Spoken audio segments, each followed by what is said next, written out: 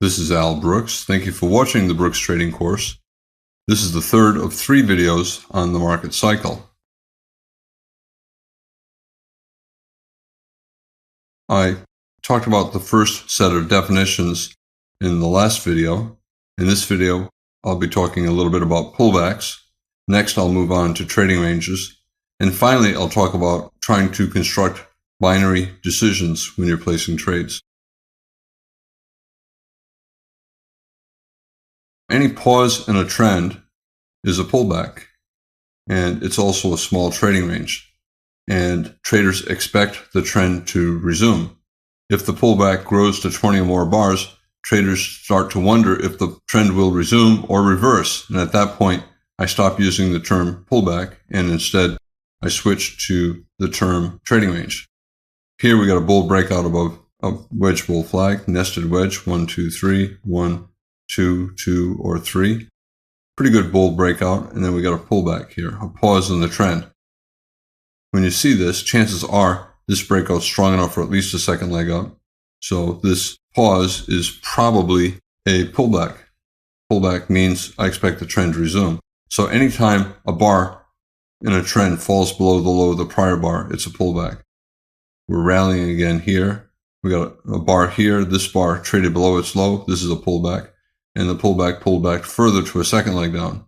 Bear bar, bull bar, and then second leg down. These are pullbacks and bull trends. And I say pullback because the odds are the bull trend will continue.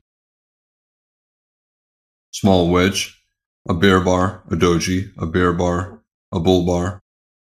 First leg is here, second leg here, and then third leg ended with this bull reversal bar.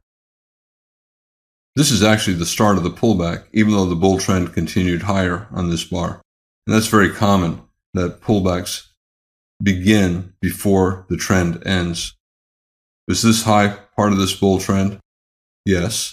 Is this high part of the pullback that began with this bar? Yes. When I look at this chart, at this point, I assume the pullback began here and that this high is part of the pullback and not part of the bull trend.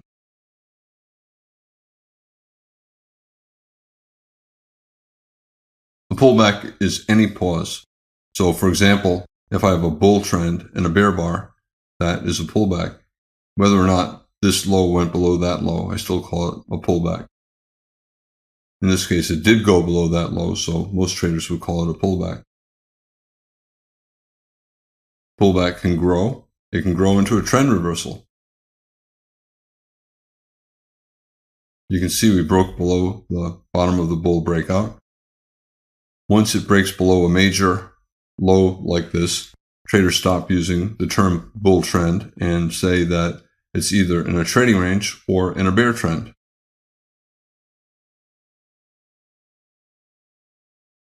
I want to say one other thing about this slide. I said earlier this is a wedge bull flag. I think some computers look at this as a pullback from this breakout. Even though this went to a new low, I still, when I look at this, think that this looks like a weaker bear trend than this does a strong bull trend. I tend to look at this as a pullback from this bull breakout, even though the pullback fell below the bottom of the breakout. In a bear trend, typical definition of a pullback is a bar going above the high of the prior bar. So this is the first pullback. However, a smaller time frame chart, this bull bar is actually almost certainly a pullback. On the 5-minute chart, I would call it an implied or inferred pullback. It's a pullback, not on this chart, but on some lower time frame chart.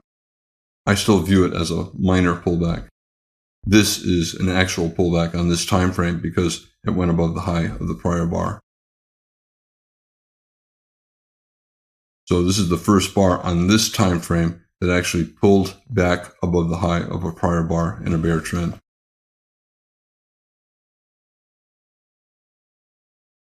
Talked about this a minute ago. Even though this bear channel fell below the bottom of this bull breakout, I still think of this as a pullback from this breakout. And I'm going to look to buy a reversal up. I might not buy above the doji bar, but I might buy above this bull bar or wait for that bull bar to close or buy below this bar. A lot of bulls would buy above this wedge nested wedge, 1, 2, 3, small wedge inside of what appears to be a bigger wedge, 1, 2, and then 3.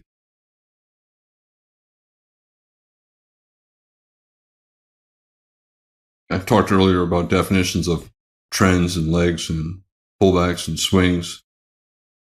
This to me is a bull trend. Here's a 50% pullback, but it has a lot of bear bars, and the market probably went always in short. And the profit was probably big enough for a swing profit, so I would call it a bear swing. And any move up or down is a leg. So this is a leg, but it's big enough. I would call it a trend, big enough for a big swing trade. This is a leg down, big enough for a swing short. So I would call it a swing down. You can call it a leg. You can also call it a 50% pullback from this bull trend. And then we got a rally here, not strong enough for me to be thinking about it as a trend. I'm wondering at this point if it's a bull leg in a trading range. So it's a bull leg in a trading range. It went up far enough for a swing profit, so you could also call it a bull swing. And then likewise, we went down far enough for a swing profit. Clearly not a bear trend. We're not even making lower lows. We went down for a lot of bars, enough for a swing profit. I'd call it a bear swing. Or you can call all of these legs, bull leg, and then a couple bear legs in a trading range and a bull leg in a trading range. And they subdivide. Within it, there are smaller legs. Here's a little bear leg in this bull swing. And it's also a pullback from this beginning bull trend. Just like we have a bull trend here, 4 or 5 bars up and then a pullback to a higher low, 50% retracement of the rally. This is a pullback in a bull trend. And this is a pullback in a bear trend. The trend continued down.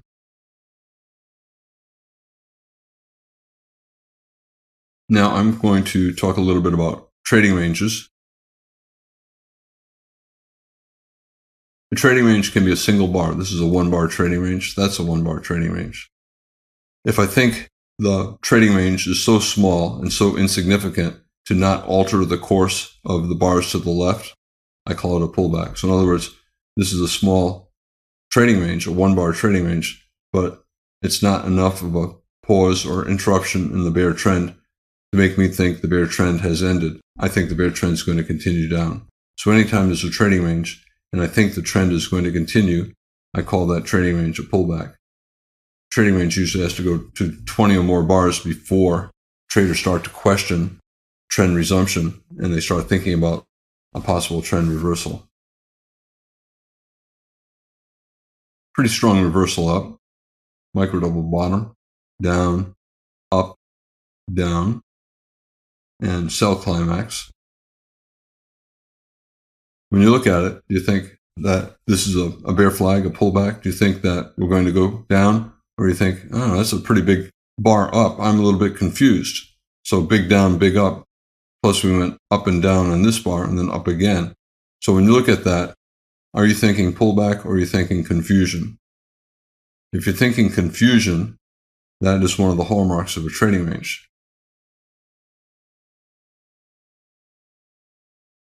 Now we have 3 bull bars, 1, 2, 3, closing on their highs. Do you think this is a pullback and that the bear trend will resume down? Or are you saying that's a lot of buying pressure after a sell climax?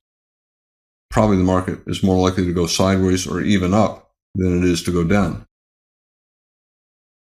Bears want more information before they'll sell again, and therefore the trading range will probably grow to more bars. After about 20 bars, the bulls and bears become just about equally balanced. The market's neutral, and then it's in breakout mode. 50% of the time, the first breakout fails, like here. We have a triangle or a tight trading range. We have a bull breakout that fails. And ultimately, a breakout up or down, 50% chance it'll be up, 50% chance it'll be down. But after about 20, 30, 40 bars, the probability of trend resumption down becomes the same as the probability for trend reversal up. I talk all the time about the market cycle. The reason I do is because I trade each part of the cycle differently, so they each offer different trading opportunities. You can enter on pretty much any bar on any chart. A lot of websites make it sound like you have to wait for this perfect entry or this perfect trade. There is no perfect trade. There is no perfect entry. Institutions are trading on every bar. Every one of these bars has a lot of volume. And waiting for the perfect setup is nonsense. Waiting for a good setup is good, but the reality is institutions are buying and institutions are selling all day long on every bar, and the volume is big on every bar, on every chart. And the purpose of this course is to try to give you ways to get in. You know the market is going up or going down or going sideways, and you're trying to figure out how to get in. So I talk a lot, especially in the second half of the course, on how to trade. I talk a lot about how to get into the market, and then once you're in, how to manage. Markets always have scary stuff going on, like this and like that. And, you know, the market crashes every day. If this is a 1 minute chart or a 5 minute chart, it's a crash. If this was a monthly chart and you saw that, you say, yeah, that's a crash. Well, crashes are really common on smaller time frame charts, and they really do not mean anything. And a lot of times they're just legs inside of trading ranges. Every chart can be made of breakouts, channels, and trading ranges, and I trade each part differently. And it's important for me to look at a chart and be able to figure out what the market is doing right now. And that determines how I trade. So when I see this or this, am I buying? No, it's a strong bear breakout. I'm only going to sell. Only about 10% of the bars on a chart are in a strong breakout. And 90% of the bars on every chart are either in a trading range or in a channel. Here we got a bull breakout. I'm only interested in buying at that point. And then this is a trading range. In fact, the entire chart is a trading range. And once it's clearly in a trading range, I tend to switch to limit order trading, buying below bars and scalping, selling above bars and scalping. This is still a bull channel. We're getting higher lows and higher highs, but it's also in a trading range.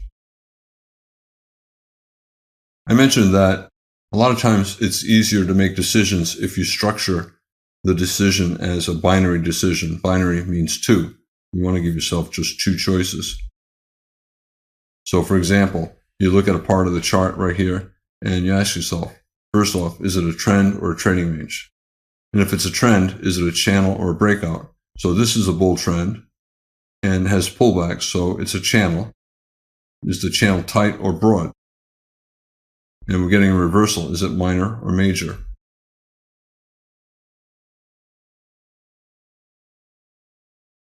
Bull bars, but not great follow through after bull bars. Where are the consecutive big bull trend bars? That makes this more likely a bull leg and what will end up as a trading range.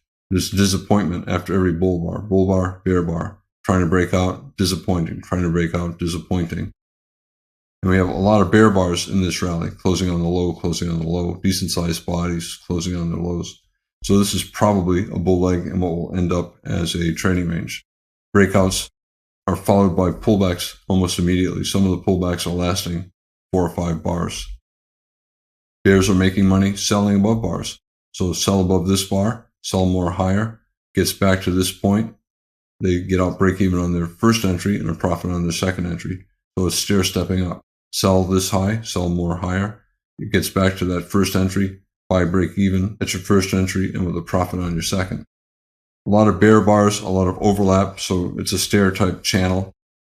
Limit order bears are making money. So this is probably a bull leg in what will soon become a trading range. So it's a bull channel, but probably not going to last much longer before it converts into a trading range.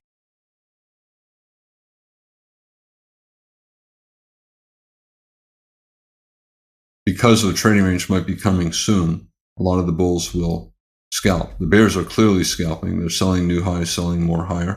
Or instead of selling new highs, they simply sell higher and then buy back at the breakout point.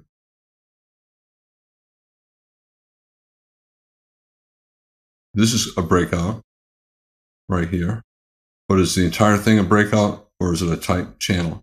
When we have 2 bars in the pullback, it still could be part of the breakout, but then we get another pullback here. So I think this is a channel. Is it tight or broad? It's fairly tight. pullback just one bar, pullback just a couple bars, I only want to buy. Look at this low, look at that high. The gap is open. Look at this low, look at that high. Gap is open. So we're still getting open gaps, and pullback's only a couple bars. So a tight bull channel, if you draw a line below and a line above, the lines are both fairly close together. So tight bull channel, it's a breakout on a higher time frame. I'm only looking to buy. Same thing with this bear trend. Bear trend, lower lows, lower highs. And the pullbacks, one bar, 3 bars, 3 bars. And the channel, if I were to draw lines, it would be fairly tight. Yes, we're overlapping. It's stair-stepping down, and bulls are making money. So they buy this low and try to scalp out.